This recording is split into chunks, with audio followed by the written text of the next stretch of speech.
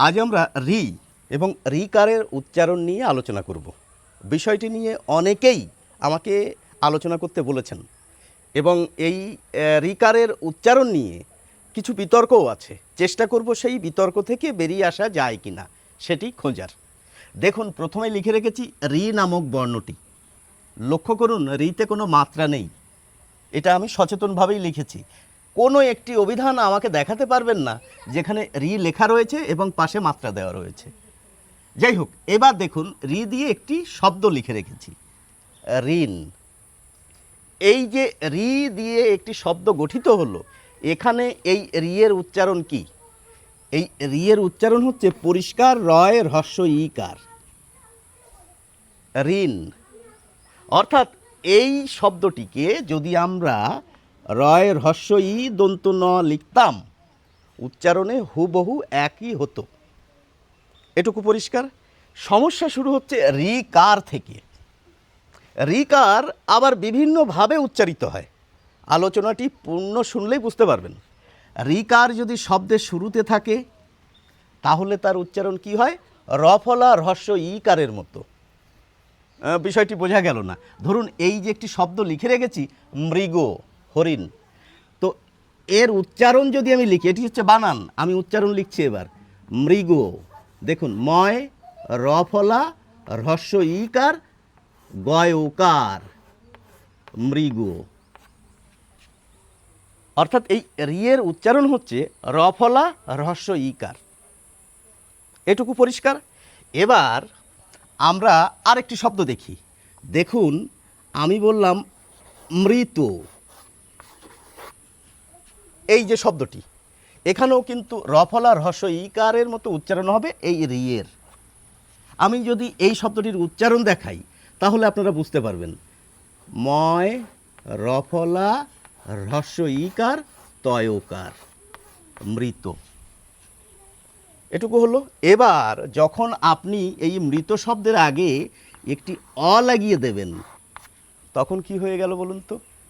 Recur এসে গেল শব্দের মাঝে। শব্দের মাঝে এসে গেলেই সমস্যা। আমাদের সমস্যা ওই শব্দের মাঝের রিকার নিয়ে বা শব্দ শেষের রিকার নিয়ে। দেখুন, আমি এটার উচ্চারণ কি করেছিলাম, এইটুকুর উচ্চারণ কি করেছিলাম? মৃত। তাহলে এর আগে যদি অ লাগিয়ে দিই তাহলে এটির উচ্চারণ হওয়ার কথা অমৃত।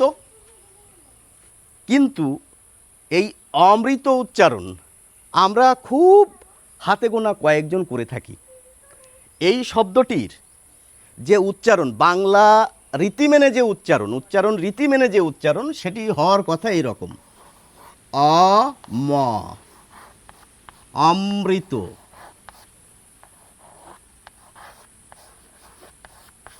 কি হলো এখানে বলুন তো? আমি বলছিলাম অমৃত হওয়ার কথা, অ যেহেতু লাগিয়ে দিয়েছি, কিন্তু রিকার যদি মাঝে থাকে তাহলে রিকার যার সঙ্গে যুক্ত সেটি কিন্তু দ্বিত্ব উচ্চারিত হয়, ডবল উচ্চারিত হয়। আমরা বলি অমৃত, অমৃত। এখানেই সেই বিতর্কটা এই জায়গায়। যারা চেষ্টাকৃত উচ্চারণ করেন, ফরমাল উচ্চারণ করেন, কি বলবো, যারা কণ্ঠানুশীলনের সঙ্গে যুক্ত, তারা বলেন এই যে সাবলীল উচ্চারণ, বাংলা উচ্চারণ রীতি মেনে যে উচ্চারণ, এটি করা ঠিক নয়। চেষ্টাকৃত উচ্চারণ হচ্ছে অমৃত। এটি কিন্তু শিখতে হয়। বাঙালি স্বাভাবিকভাবে এটিই বলেন, অমৃত। কিন্তু এই মটি যদি বাদ দেন তাহলে কি থেকে গেল? অমৃত। আপনাকে ওই অমৃত বলতে হবে। বিতর্কটা এই জায়গাতেই। এইটুকু বুঝে ফেললেই সমস্যাটার সমাধান হয়ে যাবে। এবার দেখুন, আমি একটি শব্দ লিখে রেখেছি, কৃত। উচ্চারণ কিভাবে হবে? এই মৃগ যেভাবে করেছি, মৃত যেভাবে করেছি, এই কৃত উচ্চারণটাও ওই রকম হবে। কি রকম হবে? কয় রফলা হ্রস্ব ইকার তয়কার, কৃত। এবার লক্ষ্য করুন, কয় রফলা দীর্ঘ ইকার ত, এর উচ্চারণ কি? এই শব্দটির উচ্চারণ যদি আমি লিখি তাহলে কি হবে বলুন তো? একই হবে। অর্থাৎ রিকারের উচ্চারণ এবং রফলা দীর্ঘ ইকারের উচ্চারণ এবং রফলা হ্রস্ব ইকারের উচ্চারণ একই। এই দুটো শব্দের উচ্চারণ হুবহু এক।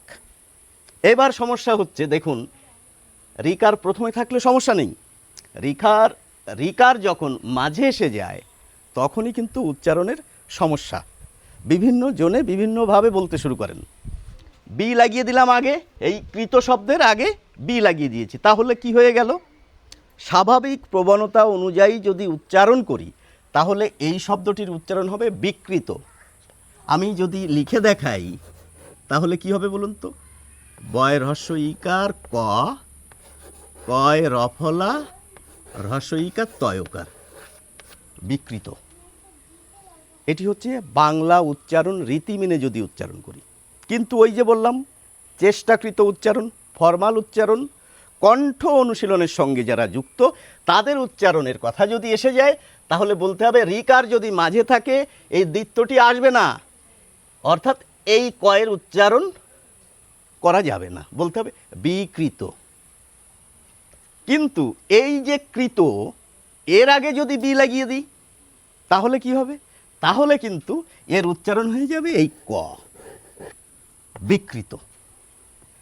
এটির উচ্চারণ হচ্ছে এটি স্বাভাবিক উচ্চারণ এবং ওই চেষ্টাকৃত উচ্চারণ দুটোই। আর এটির চেষ্টাকৃত উচ্চারণ হচ্ছে এইটি, বাদ দিয়ে লিখবেন আপনি, ফরমাল উচ্চারণে এটা আনা যাবে না। আশা করি বিষয়টি বেশ জটিল।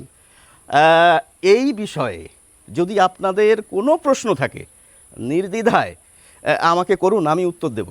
সকলকে অসংখ্য ধন্যবাদ, ভালো থাকবেন।